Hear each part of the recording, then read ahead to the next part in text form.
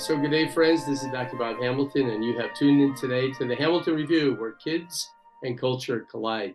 Thank you for making us part of your busy days. I know that each of you out there are doing things. Your grandparents, your parents, you're running around doing the things that normal people do, and the fact that you tune into the show means a lot to me. So I wish you all a happy day out there. If you like what you hear, and I hope you do, and today you're going to like what you hear because I have a great guest on. But if you like what you hear, we appreciate the fact that if you would send it out to other people. We're building an audience, and why do I want to build an audience? I'll tell you why. Not for me, but for the people I bring on the show need to be heard. And today is one of those days. So, and I also want to introduce my daughter, Emily, who is holding our 12th grandchild, whose name is Greta.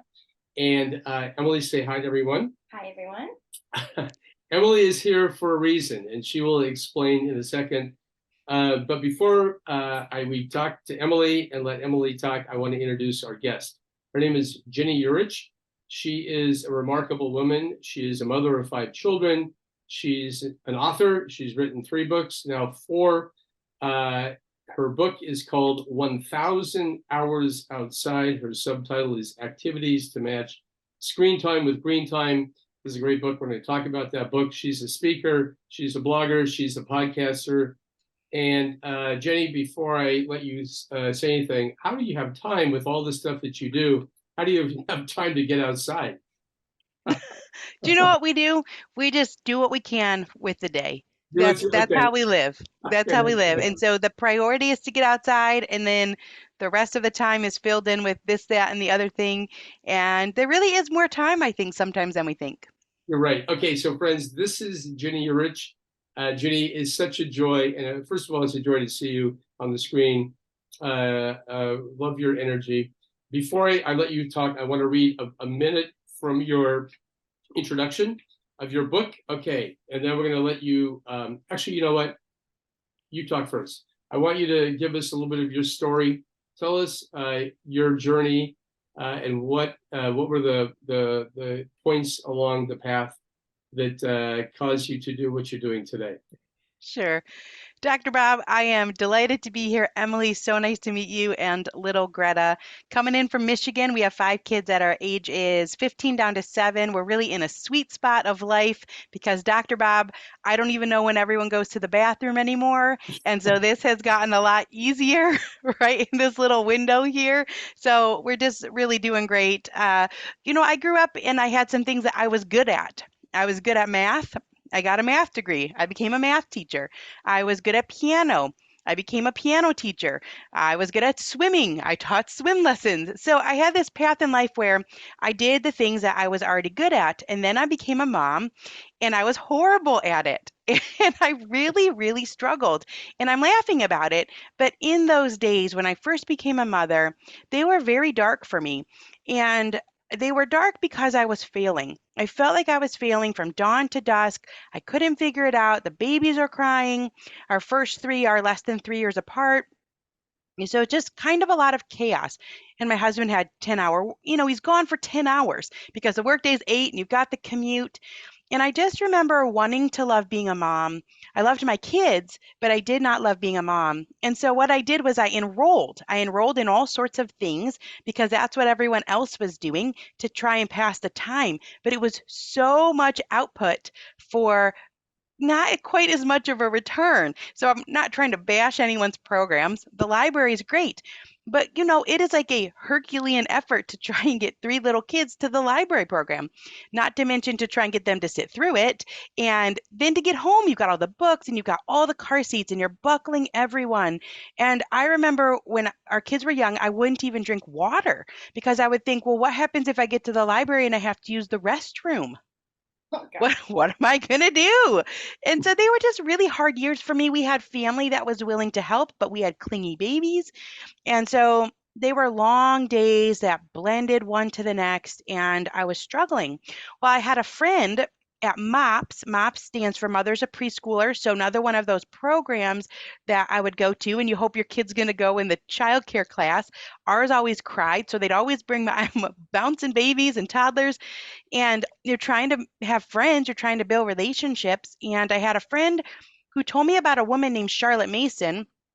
Now, Charlotte Mason is from the 1800s, but my friend didn't tell me that Charlotte Mason is from the 1800s, so I didn't have any context. So, And so his you, friend, you kept on trying to call. You trying to call her on the phone there, huh? Is that what you tried to find? yes, yeah, she didn't give me any context.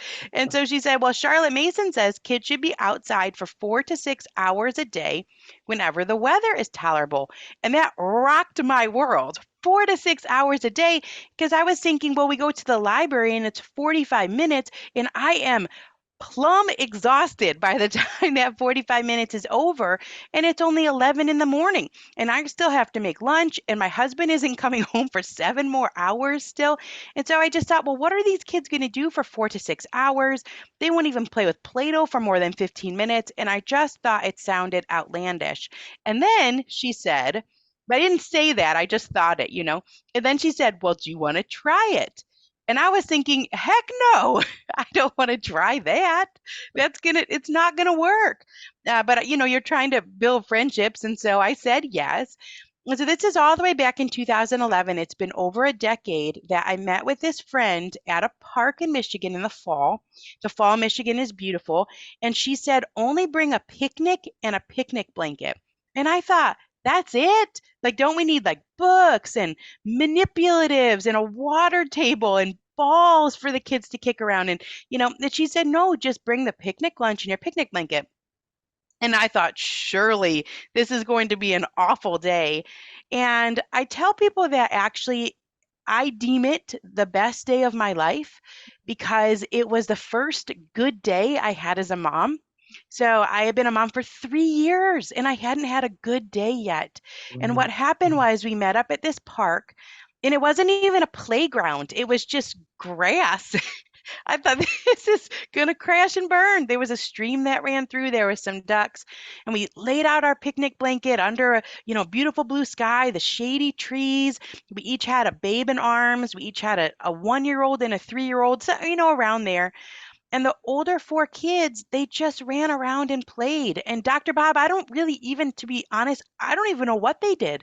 But we met at 9 in the morning. We stayed till 1 in the afternoon, and the kids occupied themselves. And for the first time, I could catch my breath. And I felt good. And they'd come back and forth and get food, and the babies slept, and then they'd sit up and they'd try and grab the grass. And it was the first day where I felt rejuvenated. And we stayed until 1 o'clock. And then we got in the car, and all 3 of the kids fell asleep. It was like this miracle. And so I just drove around. Gas was cheaper back then. So I just drove around for a while, and then it's 3 o'clock, 4 o'clock, and I'm only a couple hours from my husband coming home. And so what happened is that one particular day changed my whole life. It changed the entire trajectory of our family because we started to organize our days differently and look for those pockets of time. Now, Charlotte Mason says 4 to 6 hours a day whenever the weather is tolerable. So that matters. So we were looking for the more tolerable days. We're in Michigan. So those more tolerable days are spring, summer, fall, not quite so much in the winter. We go out for less amounts of time. But what happened is that I immediately noticed that our kids were thriving. So they were eating better. They were sleeping better. They weren't getting sick as often. They were happier. They were, Mom, look at me. They were just thriving. And so was I. And so the past 12 years has been this journey for me of reading about how time outdoors, and not even time that you have to manipulate. You don't have to do any activities. You don't have to bring a scavenger hunt. You can, but you don't have to. By allowing children to enter the outdoors, ideally in a space where they can run around safely, ideally maybe if you bring some friends or cousins along, that it helps them to grow in every facet of their development. So it helps their cognition, it's helping their academic lives, it's helping their social skills, it's helping their emotional health, it's helping their physical bodies in more ways than we probably even realize. And if it's something that's of interest to you, it's also helping them on a spiritual level. And so this has just been a beautiful journey for our family. I think in a technological age, it's helping me as well as a mother. And 1,000 Hours Outside, the name came because it partially came from that Charlotte Mason, And then there's a pediatric occupational therapist named Angela Hanscom who wrote a book called Balanced and Barefoot, where she talks about this 3 hours a day or so of outdoor time for kids of all ages is ideal. And that's kind of how we used to live, right, Dr. Bob? When I was a kid, people played outside and it was woven into culture. You talk about where kids and culture collide.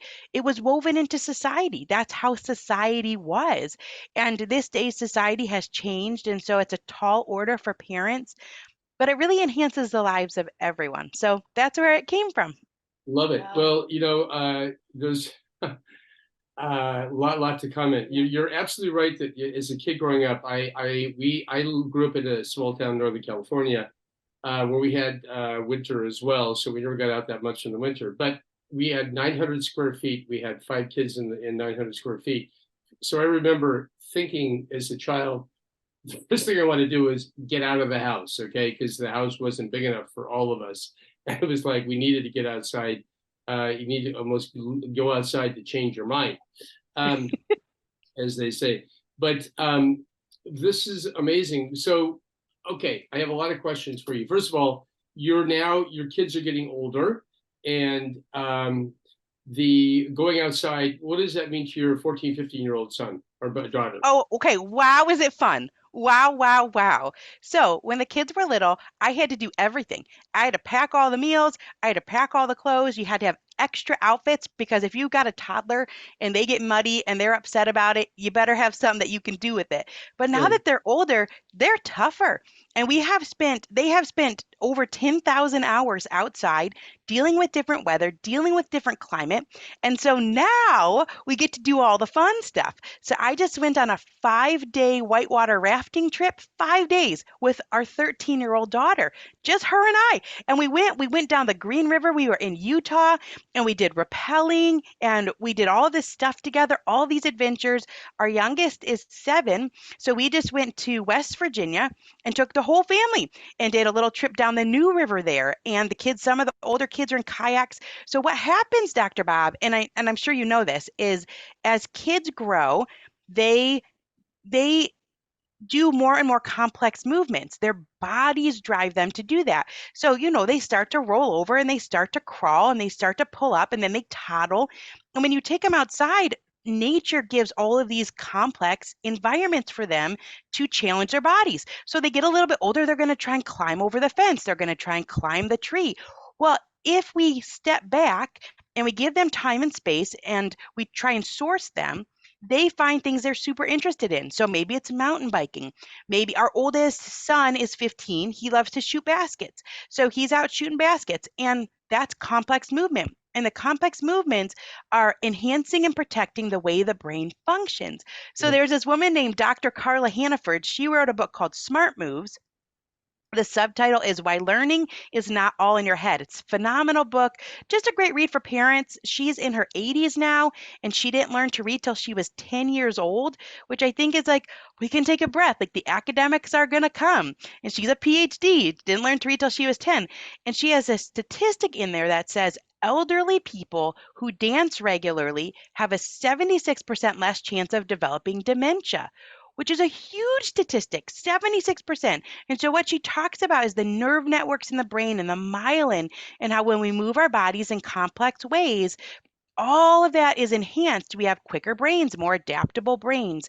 And so it just looks fun. When you ask, how does it look like for a 13, 14, 15-year-old? It looks like, hey, we can set up a tent together. Hey, we can sleep out under the stars in a cot. You're not crying because your clothes are muddy. And also you can carry all your stuff. So it just has been such an amazing investment. I think parenting is very hard, partially because of the change.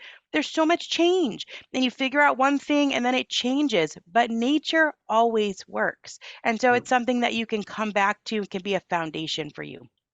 I love that because I think that your child is building competency, and so you think like, oh, we'll be campers when they're 10, or we'll be, Yeah. we'll start hiking when they're 12. Because we just did a little state park on Thursday last week, and thinking about 1,000 hours outside, like I got to get the 2-year-old outside, we got to do it, and it was sort of a flop, to be honest. It was Yeah. like, oh, that was rocky, and we walked the wrong way, and it was too deep, and he was whining the whole time. And you just kind of say, I don't know if I want to do that again. But Mm, what I was telling my husband, it was like, no, we are learning how to be these kind of people of like, yeah. we're going to say yes to these opportunities or just yes to these experiences. And it's good for us because it's an Mm, unknown. Going to a lake or a river or state park, you don't know what you're going to get. Wind flies at mhm. all. So you're like, well, we'll just stay home. But that's what I've heard you over the podcast always talk about really extended times outside. And Mhm. I love that because you think like, let's go to the park for 30 minutes or, Right. soccer practice is 45 minutes. So I don't know if you have data about just the extended time outside and how that really is so good Mm. for kids. Well, there is data, and even from the fact of playing, and we want our kids. You talk about culture, Dr. Bob. It's like we are setting our kids up for a world that is rapidly changing. And that's just the truth. And there's some exciting things about that. And also, there's some scary things about that. And so, the way that we educate our kids with facts and things like that, well, okay, we've got Google. So, now it's like we really want to have kids that are flexible, that have great social skills. They potentially are going to have many different jobs. The average person has four jobs in the first decade out of high school now, four jobs. So it's like four sets of coworkers. A lot of people are dipping their hands in several jobs, juggling a lot of different things. So the world has changed. We want our kids to be creative. We want them to be flexible. We want them to have grit. And all of these things they're learning outside. So, in terms of the time frame, once again, I'll go back to that Angela Hanscom book. It's called Balanced and Barefoot. She's a pediatric occupational therapist. So she's been on the front lines of seeing the decline in skills. The wait list for occupational therapy, it used to be a month. Well, now it's a year. So something is happening here. And she says Love that the it can. episode that you guys did together. Love that. Yeah, and her book is phenomenal. I think it's a must read for all parents. Great one to give at a baby shower. But she says it can take up to 45 minutes for kids to develop a play scheme. So it takes a while for kids to figure out because they're coming up with something out of nothing and they're having to negotiate. When we were kids, we would play at this little ragtag baseball field in our neighborhood, and there weren't even any bases, but it was this baseball field. And sometimes four kids would show up, and sometimes 12 kids would show up, and you have to spend a lot of time negotiating and figuring out how are we going to play? And is someone going to be the all-time pitcher? And what are the boundaries? And that's part of the fun, but it also takes a lot of time. And so when recess is only 20 minutes or 25 minutes, kids aren't even getting to that spot where they get to really dive into their creativity. So it's this extensive period of time that once again it's helping with the whole child. It's helping with their eyesight. It's helping with their physical bodies. It's helping with the complex movements, with the vestibular sense. It gives them time to roll around and to roughhouse and to do all of these things that help them grow as whole people. And what's really cool is that a lot of those things they last forever. So Sure. for the entirety of life. So there's a woman named Katie Bowman, and she's a biomechanist. And she says, so this is one example. She says osteoporosis is a childhood disease that shows up in adulthood. And what she's talking about is that when we move with impact, when we jump and land, so our kids do this, our older kids do box jump. That's what they call it. They'll try and jump high up onto something in one jump, or they'll try and jump far in one jump. They do it all the time. They'll just yell box jump, and the littler kids would jump off the hay bale or they would jump off the curb. Well, every time they impact, that's helping their bone structure. And so kids are just sitting. They're not doing that. The statistics say they're on the screen for 4 to 7 hours. They're just sitting there. They're not getting any impact on their skeletal system. So the neat thing is that a lot of these things they walk with us for the entirety of our life. They're benefits that last a long time, and so that's encouraging for a parent. Yeah. No, I also think you're developing uh, these norms for them, which are the norms for kids. Unfortunately, for more kids, that they are more sedentary, and we see it. We see the obesity rates going up pretty significantly. Certainly during the pandemic, which was a debacle in so many ways. Yeah. But these kids, I mean, they were gaining weight. There were all these different things. So I love the idea. By the way, where we live in Southern California, we have beautiful days every day of the year. Honestly, I rue the fact that I can't have my pediatric practice outside. Mm, I would love to be under a tree in a park. It hasn't quite come to that yet, but it may. But anyway, Do you feel like it's still in California with our great weather? People struggle with this getting outside. well, I do have a couple questions. I want to get back to. We're going to take a minute break here, but I do have a couple questions about working parents and other things. So I'll tell you what, Ginny, we're going to stop for 1 second. We're going to take a 1 minute break. Friends, you're listening today to the Hamilton Review, where kids and culture collide. We're having a phenomenal conversation with Ginny Yurich, and the author of 1,000 Hours Outside. And we will be right back. Okay, so Jenny, we're going to take a 1 minute break, but I'm going to come back in and ask that question. Now, Emily has some questions too. What do you have? What question? Well, I wanted to speak about just the being a bad parent. That's just like, I felt that so much. And then also just when people feel like they're not doing outside time right, where they're like, I feel like I'm not doing it right because it's not working, or my kid is the one is not finding, can't seem to get along with other kids, or can't find something to do, or the boredom aspect. So I think it goes back to just that self-doubt as a parent, where you're like, no one else is doing this. Everyone else went home for snack and I'm still here at the park. Or, everyone else is rescuing their child from the apparatus and I'm the one that's like, he's fine. So just kind of be that self-confidence of how do you do it right. And then I also, what was it, your last episode with Peter Gray, about how a kid's most important skill that they're building right now is the social skills. It's just being a friend and figuring out how to interact with people. So I love that. By the way, the people you're mentioning, Katie Bowman, and Angela, and Peter. I've had them all on my show. Awesome. That's great. Then you can ladder back to those episodes. Yeah. So you're actually you're kind of knocking on names that I go, I know that guy, and they're all fabulous people, by the way. Okay, so we're going to get back in. I'm going to ask you the question I kind of asked before the break about working parents and school too, and how does it fit in during the school year? Also, I'm curious about if you consider sporting activities. Are your kids involved in sports? They are. Okay, because I think that's another thing. Some of those are indoor, like basketball, things like that. So I'm sure your son plays a lot of indoor basketball. Yep. Do you consider that outdoors, by the way? Do I consider indoor basketball outdoors? No. Yeah. Okay. All right. I love that question, Dr. Bob. Yeah. Okay. So anyway, okay, we're gonna. Can you please send me that clip? I want that audio clip. Okay, so we're gonna get going here, and by the way, Jenny, you're awesome guest, so thank you. This is really fun. Okay, so I'll ask the question, Emily. I'm going to kind of also let Emily ask some questions too. So I'll bring it back in, ask the question, and you can kind of riff, because you're pretty good at riffing, by the way. Did you know that? You're really good. She's probably like, I need to take charge of this podcast. That's great. You do a better job than I do by a long shot. Okay, so all right, 1, 2, 3. So friends, welcome back to the Hamilton Review. We're continuing our conversation with Ginny Yurich, author of 10,000 Hours Outside. 1,000 Hours Outside. Sorry, this is my favorite podcast I've ever been on. It's a log. You logged it. I logged it. Okay. Only 1,000 hours outside. So friends, that's a lot better. Okay. So anyway, the challenge is not quite so steep. Anyway, so Jenny, okay, we were before the break, we were talking about this idea of working parents and school and all these different things. How does that fit into your algorithm of 1,000 hours outside? Well, this is a tricky question.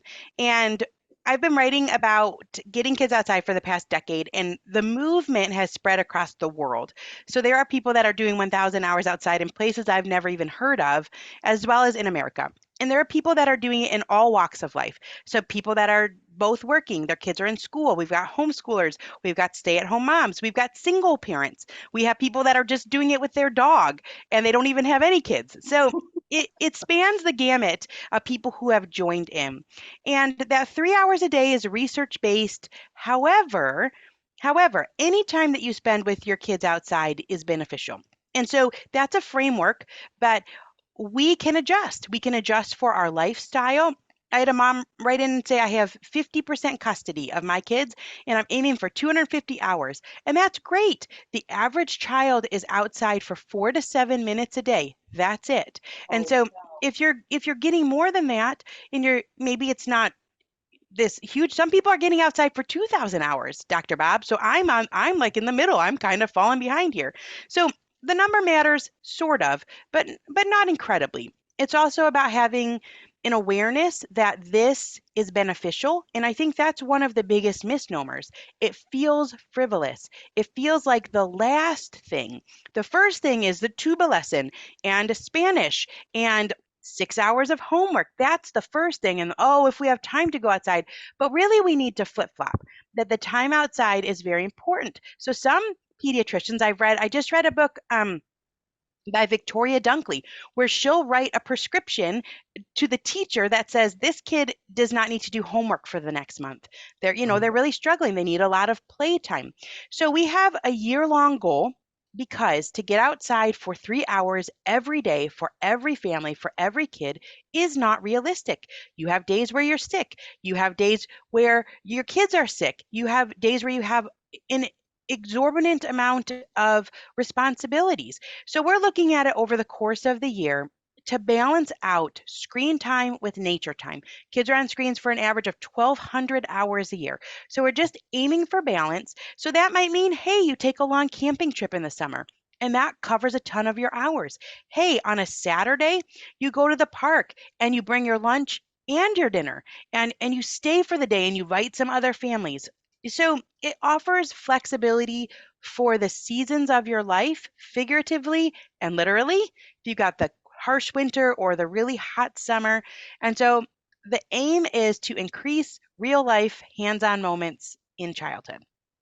yeah. Well, when you were talking about just being a mom and being good at things, and then all of a sudden you're a mom and you feel about like bad, and I felt that because I think that you don't want to admit, you can't admit you're a bad mom, right? You could admit, oh, I'm not really good at roller skating, but you can't admit like I think I'm a bad mom. So, but I think people feel that really in their hearts, and so I identify with that. But I also think doing outside time, it's like, well, is there a right way to do it? And do people get hung up on that?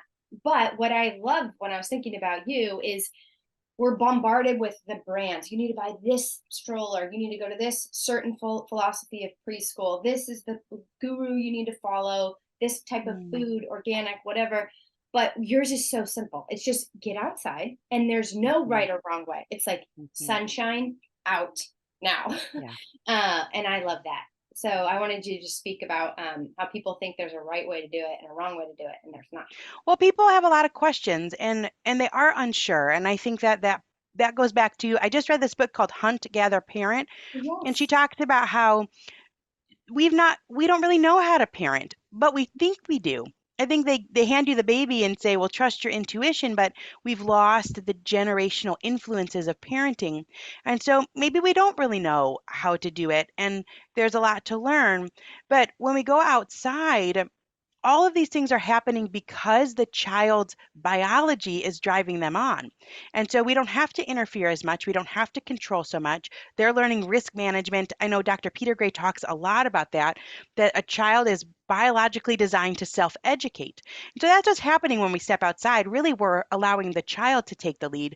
But people do have a lot of questions. The question is, does this count? So they'll send a message and they'll say, does if my child is in a stroller and we're going on a walk, does that count as outside time? So I've gotten if we're driving to the zoo and the windows are down, this is what I'm doing with my life now, right? Does that count as outside time? But that's not really the point. I think the point is that we understand that when we go outdoors, in no matter the capacity, so being in a car is not being outdoors, right? But when we go outdoors, no matter the capacity, if we're sitting in a hammock and we're reading a book, if we're doing a really intense hike through the woods, if we're just walking around the block and our child is in the stroller, there are things happening outdoors that don't happen indoors. So, for example, the natural light, that full spectrum light that we see outdoors, it goes right through our eyes to our brains. In the morning, it helps our brains release serotonin, so we feel good. When we go outside, our eyes can relax. So indoors, the ring around our eyes, the ciliary ring, is always contracted. It's contracted like your bicep. And so it's contracted when you're indoors. You have a short field of vision. It's also contracted when you sleep. And so the only time to let your eye relax is when you step outside. And so that works if you're in a stroller. It doesn't matter where you are outside. Then you have a longer field of vision. So kids are getting myopia. I think a lot of that is stemming back toward being inside, near work, two-dimensional viewing, and missing that near and far, and the looking at the bird that's over there, but then the ant that's close by. So many things are happening when we go outside. So no matter how you do it, you're doing it right. We say nature above and nature below. So that maybe would even include a cave. People have asked that, right? Yeah. Does a cave count? I mean, I guess so, right? Um, so it's more about knowing that there's benefit even if you're sitting on your patio. Maybe you don't have a lot of access to nature. Maybe you're sitting on your patio and you're having a meal. That counts and that actually matters. Take your schoolwork outside, take your card game outside, bring nature in. They say even looking at nature is calming for children. So, Dr. Bob, you're in the pediatrician's office. We all know there's studies that say if you can see the trees, if you can see the outdoors, it helps you heal faster. If you've got nature pictures on your wall or nature sounds playing. So, We there's got, really we a got a lot lot of to we it. got a lot of we got a lot of windows in our office, and let me just jump in here and say one thing. I want you to know that friends, the book that Ginny wrote, 1,000, not 10,000, 1,000 hours outside. She has divided this book into 4 chapters, and the chapters are entitled Winter, Spring, Summer, and Fall. And in each of those chapters, she has 34 ideas about what to do. So if you're kind of going, what do I do outside? Well, it turns out that there are 136 ideas that you have presented us with, and I'm going to just read a couple of these. I think these are great ideas. So when you go outside with your kids, you kind of go, okay, I'm outside. What am I supposed to do with them? Well, it isn't like you have to always do something, but because kids are pretty inventive, as Ginny has alluded to. But there are fun things that you can do. You can do in the winter. You can obviously build a snowman. You can do snow painting. You can do an ice brick tower. You can do a winter fire. You can do snow volcanoes. You can do moon cycles. There you can. I love this one. You invent a constellation. So nighttime, being outside at nighttime is also part of the shtick here, right? All right. It sure is. Okay, spring, you can do flower mandalas. You can hunt for animal homes. You can build fairy homes. You can find insects. Be careful with them. Don't look at you. You might get stung by a couple of those.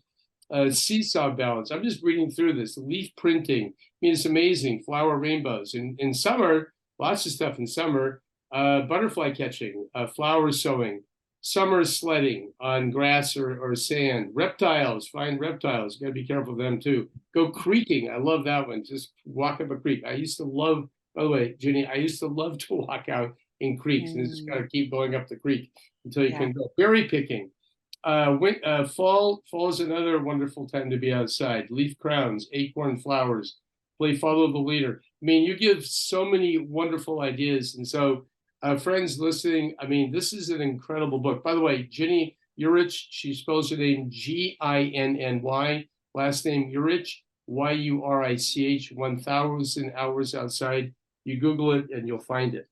I Emily, did want to talk about just quickly. I lost my train of thought, but let's talk about your new book that's coming out in the fall until the spring lights come on. So the first couple books were more activity type books with lots of pictures and how-tos. Is that right? And then this more of a research-based book?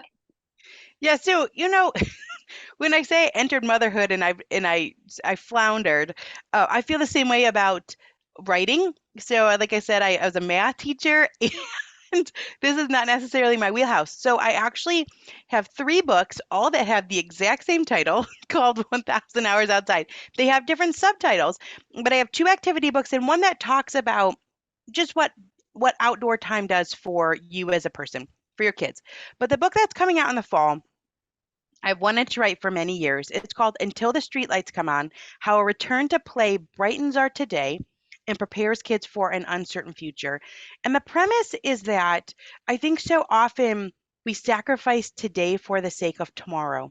And so we're in this mindset of, as soon as the child is born, we're trying to enhance, and get them ready for college, and we're stressed and we feel all of this burden, the weight of all of these things. But because our world is in this place where Neil Postman says, change changed, we're changing faster than we used to, that our kids are greatly benefited by being flexible people, and by having some stick-to-itiveness, and by having a lot of the things that we don't get at a desk. And so that's good news, because we can really enjoy today with our kids and live it to the fullest and be abundant and have relationships and know that that is setting our kids up for the future that they are headed into. So a good day and a good tomorrow for all of us, for the parent and the child. So it's a message of hope, and this thought that we can look back towards some of the things that really helped kids thrive in generations past and bring those back, knowing that they're not frivolous, knowing that they're very helpful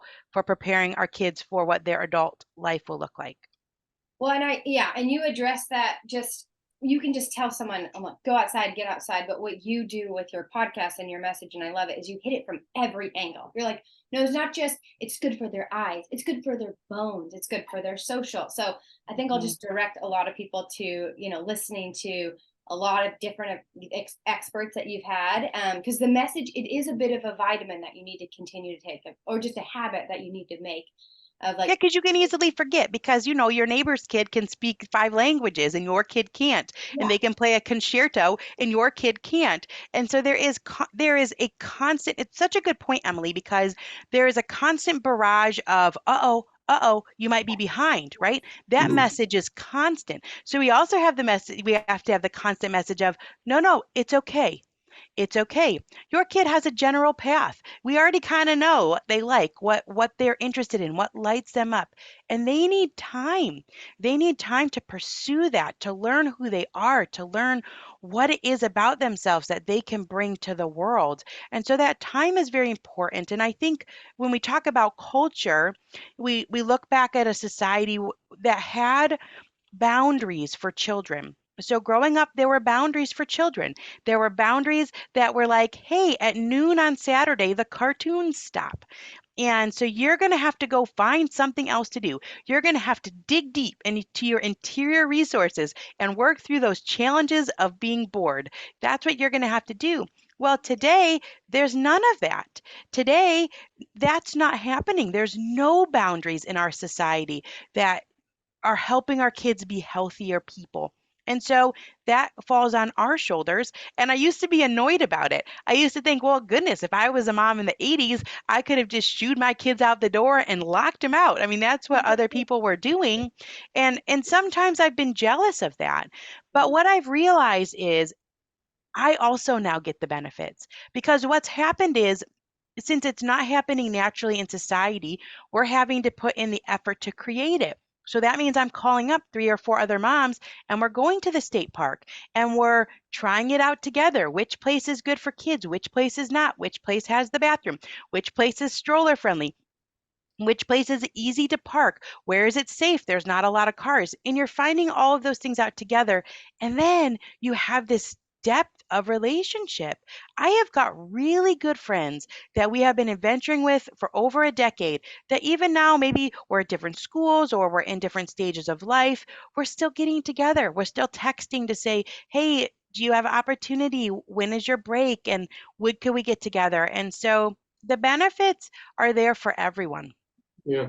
Well, your podcast is such a gift to parents. I have Thank feel you. so lucky that I have been able to listen while I've had young, like just really big babies. And of course, you have the intention to read every book that comes out, about the major topics, and you do all the work. And I'm convinced that you have a photographic memory and a super high IQ, because you can recall everything. So Thank you for doing that work and just bringing on amazing people and spreading this message, because I do think it is a message of hope. I don't think it's a message of one more thing to add to a busy Right. parents list. It's simple, it's fun, and you are making parenting more enjoyable for all of us. Hmm. So Well, everyone needs to check out you. your podcast and your Instagram, and definitely pre-order your book. Pre-order the book. The book again that is coming out in November is called Until the Streetlights Come On. Coming out in November of this year by Ginny Yurich, Ginny. Ginny, the question I have is, before, because we're watching our time here, we got to finish up here. Obviously, this is a very intentional thing. You have to be thinking about how you're going to do this, and you have to almost be thinking on a day-by-day basis. A couple of things. Now, you mentioned, these kids can, speak 5 languages. What about people who do their lessons outside? Like, for example, I play the violin. You can actually play your violin outside. Did you know that? I mean, you can do things outside. How do you think about those kind of activities? Even having teaching outside, learning languages outside. I like the idea. Listen, I love to be outside in my home. I tell people that I have a house which is attached to my porch because I love to be on my porch. So I prefer spending time on my porch than in my house. So that's kind of how I look at it. But what your thoughts about that kind of activity outside? Yes, my thoughts are yes, yes, yes, yes. Any of these things. I can't lug my piano out, but so many of them. My friend Adelaide, she has a program called talkbox.mom where kids learn other languages. And one of the ways they do it is in context. So you'll learn all these different phrases while you're taking a hike or while you're looking at the trees. So yes, absolutely. Get a clipboard, take your kids' worksheets outside. You can do them out there. You can take your toys outside. You can take your Legos, you can take your card games, you can take your dinner, and know that it's the sensory experiences. So when we're outside, it's a different set of sensory experiences. You're smelling, and they actually say kids are losing sensory experiences 1% per year. This was a study that came out in 2000.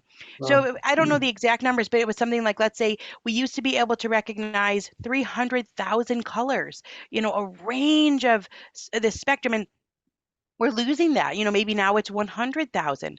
And so just by stepping outside, you're getting that full range of sensory experiences for kids, and you don't have to put it in a box. Anything counts. We say nature above, nature below. Your family pictures count. Your soccer games where you're sitting on the sidelines, it counts. All of it counts because it's doing something for your body, and it's doing something that the indoors cannot provide. Lots of great parenting moments happen indoors, lots of snuggles, lots of great things, but the outdoors provide specific things that the indoors don't. Yeah. bravo. Well, friends, we're going to end it right there. We have been having a phenomenal conversation with Ginny Yurich, and Jenny, I'm looking forward to your new book. But I'll read your new book if I can get you back on my show. That Because you're would be a awesome. I would phenomenal, love to come back. Yes. phenomenal guest. And people should listen back to, if you had said that there are episodes with Dr. Peter Gray and episodes with Pam and episodes with Angela Hanscom. Listen back to those because Yes, you need that encouragement, especially if you haven't, and sometimes you listen to it more than once because you really get those ideas down into your soul and it gives you encouragement to keep going. that's right. Yeah. And Jenny's referring to my podcast when she Yeah. says that. By the way, the name of your podcast is? 1,000. The 1,000 Hours Outside podcast. Okay, there we go. I've All right. got no creativity. We have an app. It's So, called the 1,000 Hours Outside app. So We there we have go. a worksheet that you can download that people can Yeah, we have keep all track of sorts their of, we really hours. do have lots of free resources. So we are actually keeping track of our time outside, and we have these printables and they're free. People print them, they put them on their wall, they color in, and it's a tool to model to our kids balance. We get excited about it, and those are free. We have a kickoff pack that includes a lot of different ideas like hiking prompts and things. So lots of things on the website to check out, which is 1000hoursoutside.com. Perfect. okay, it's working well, pretty well for you. Okay, with that, friends, we're going to end. You have been listening today to the Hamilton Review, where kids and culture collide. Fantastic conversation with Ginny Yurich. Check her out; she's an amazing person, and we do look forward to your new book, Ginny. So thanks for spending some time with us today. You have been listening to the Hamilton Review, where kids and culture collide. Thank you for allowing us to be a part of your day. Tune in again next week on Apple Podcast. Rate and comment and tell a friend.